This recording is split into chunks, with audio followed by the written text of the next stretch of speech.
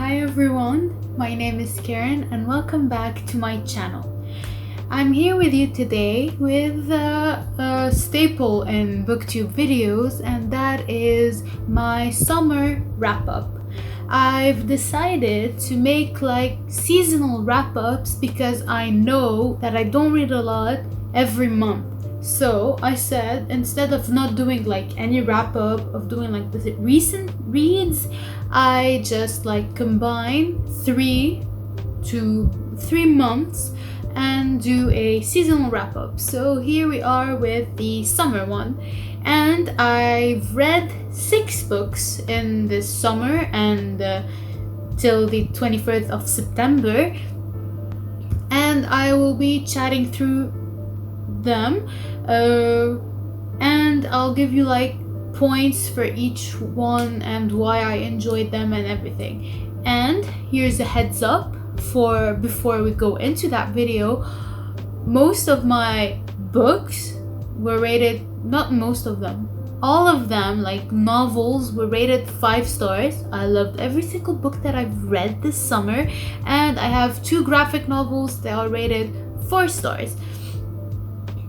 So, to kick us off, the very first book that I read, and before everything, if you see me look down and then immediately be looking at the camera, I would be looking at my Notion spread for my summer reads.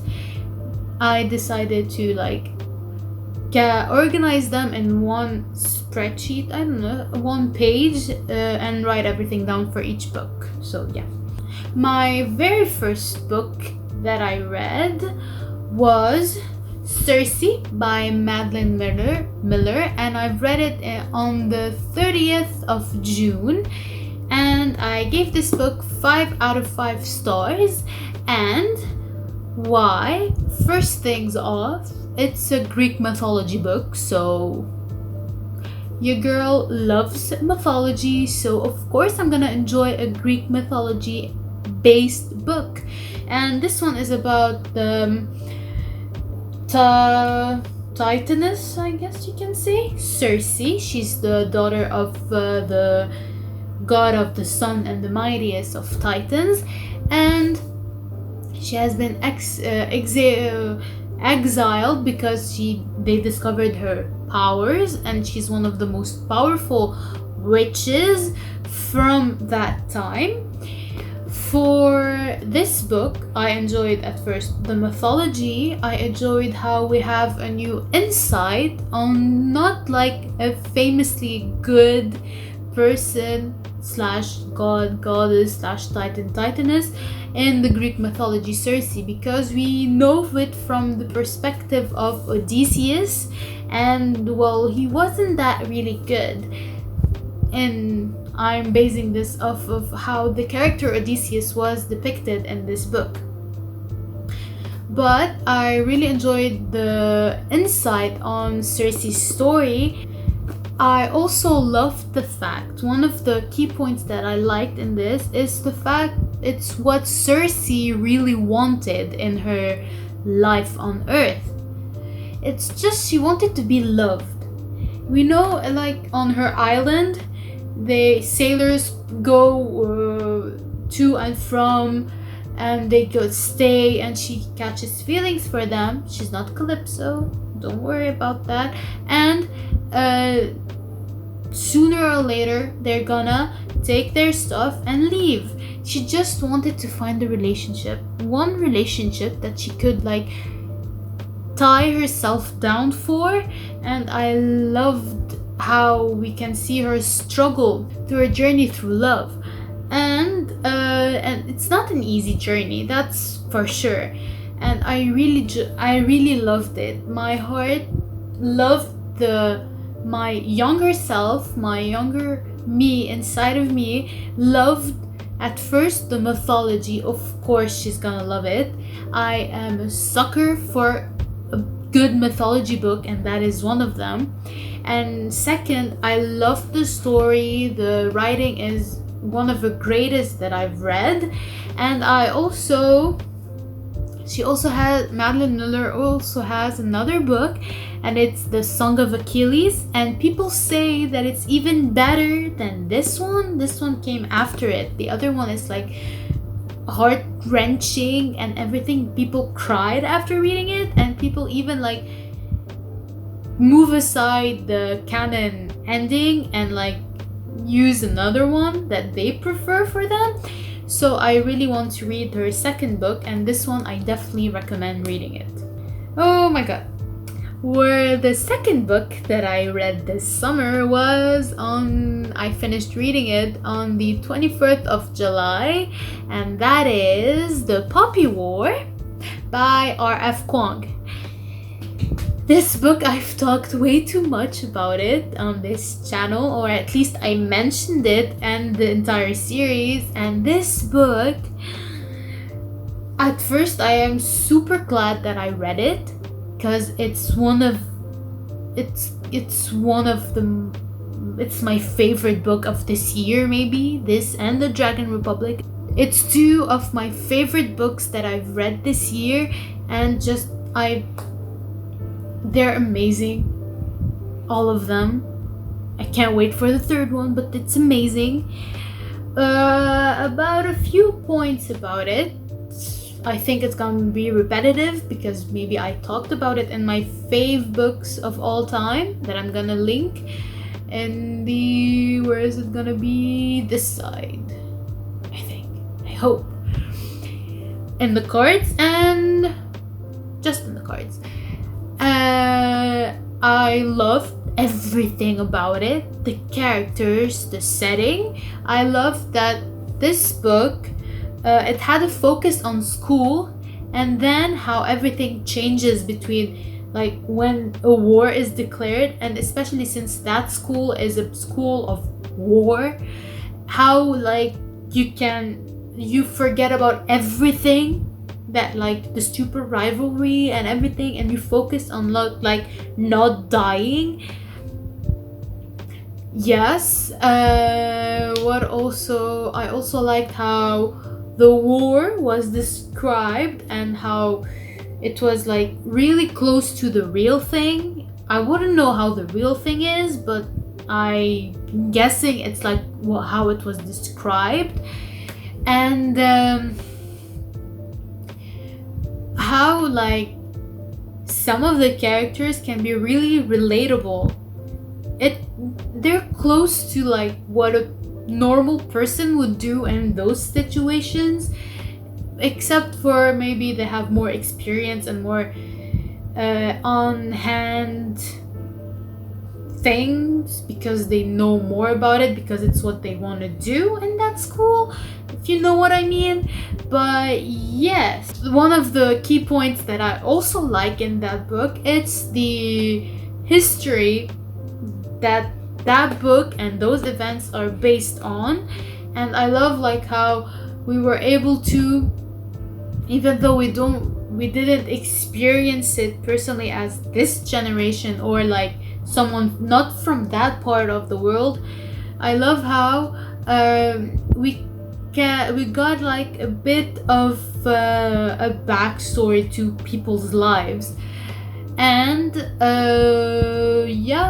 one thing that I will always say is please read this book. This book is just so great. I really encourage people to read it, and you can read it from now. You still have like a bit of time before the third book comes out in November, so you will be able to, like, if you read one book, the two books you can read one book in October and this other one in November before The Burning God comes out. But yeah, please read this book. It's great. You're gonna get hurt, but it's good hurt that you want to continue reading it. I hope it makes sense. Please read it, and you'll know what I'm talking about. On to the third book that I read this summer, and precisely when did I finish reading it? The 28th of July, and that is the Dream Thieves by Maggie Stiefvater. That book, at first, when I first read the few chapters of it, I was like I was on the edge of a new reading slump, and I didn't really like enjoy it enough to continue it and battle that reading slump, so I put it on hold. But when I picked it back up, I don't know what came on to me, and when I continue reading it, like, I did not want to like put it down after reading a chapter, which is what I normally do when I don't want to read for a lot of time. My brain and my hands were telling me like, no, you have to read it. You cannot not read it. And I'm glad it told me that, because it's one of the best books that I've read. If you see me like a bit off from the previous scene to frame something, it's because I turned the fan back on after the electricity went out. So I personally really enjoyed this book because of what it made me feel when I read this book and when I finished reading it. I admit it's not like a perfect book. It has its flaws in the plot and some side characters and everything, but my heart told me like I cannot pass up the opportunity to give this book 5 stars, because I don't know, it made me feel so warm and happy when I read it. I love that feeling when I read a book, and I miss that feeling because it's been a while when I read a book and loved it enough, even though it's not perfect. It has its flaws, and still give it a 5 stars. I love that when I read a book this way and have that effect on me. I love that for me, and I love books that do that to me. I also love in this book, and the continuation of the Raven cycle, I love that we got more insight to the world that one of the boys is and his family are like involved in this world. They are a part of it. We got more insight on that, and we got to know the characters more. And yeah, I am enjoying the series, and I'm sure that it's not for everyone. Not everyone will like love it or like it as much. It can be like a normal meh series for people, but I'm enjoying it. I'm savoring it one book at a time. I'm not rushing it, and I'm loving that. Sometimes I rush series because I can't get enough of them, but this one is not the case, because I'm really loving just reading and taking my time with it and not rush myself to know how it ends to get 3 books off of my TBR.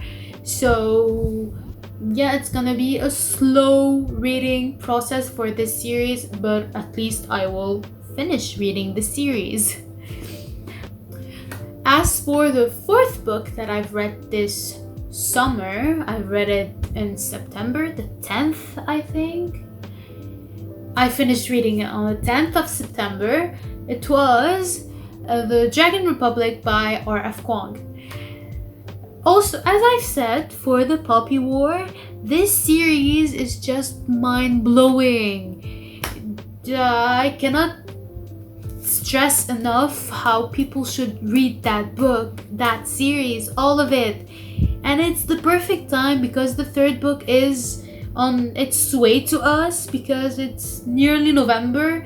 We're gonna be in October, and 1 month and a half later we're gonna have a new book in a favorite series of mine.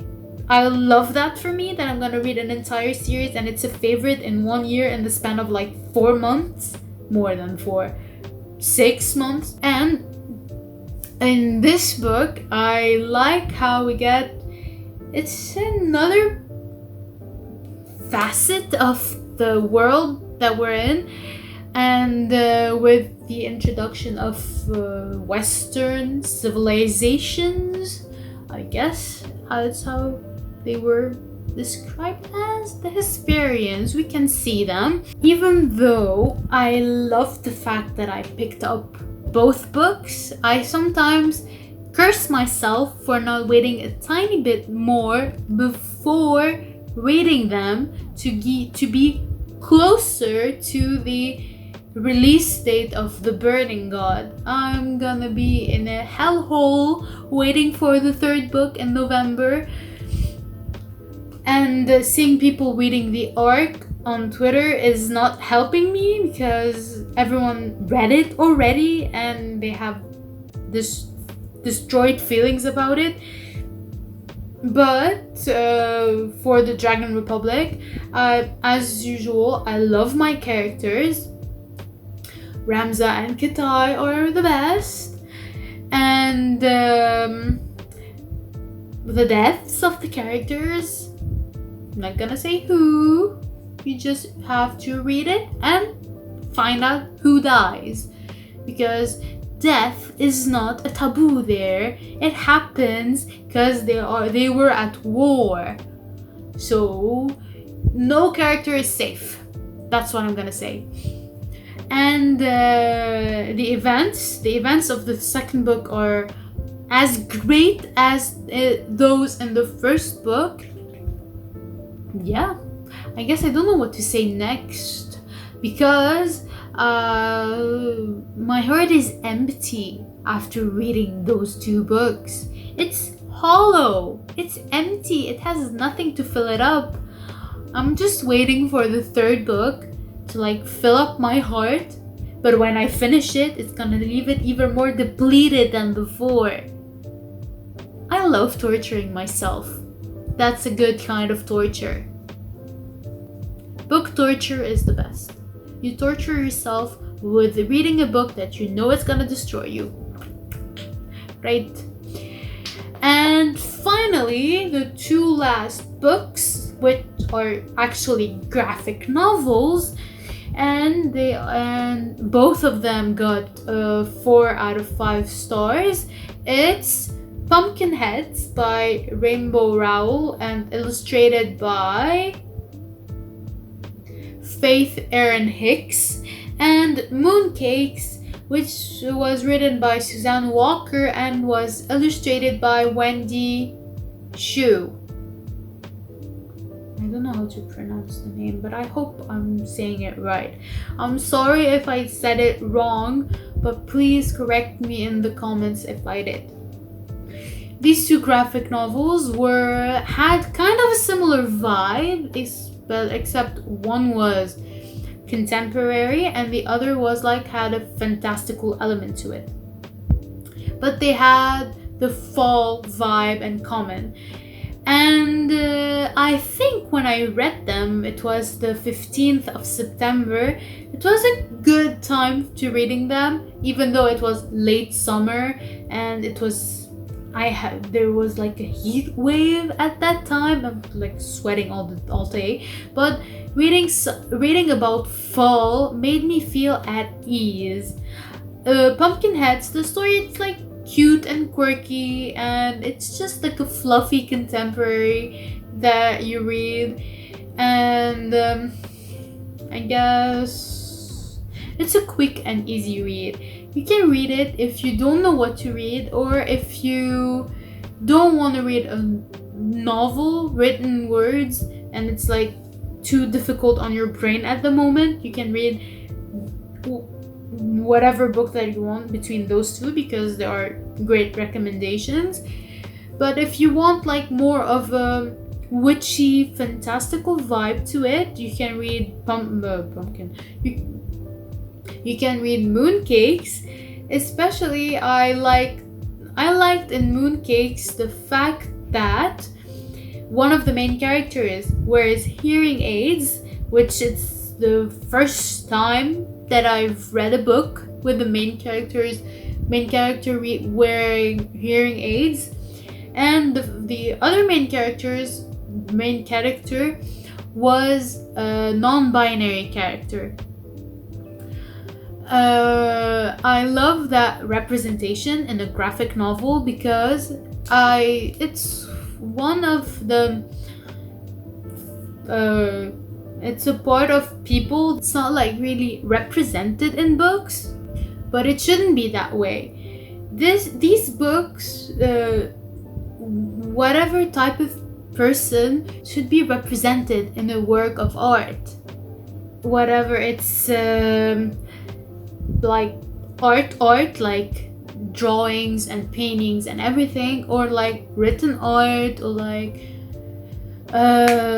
books, podcasts, even series.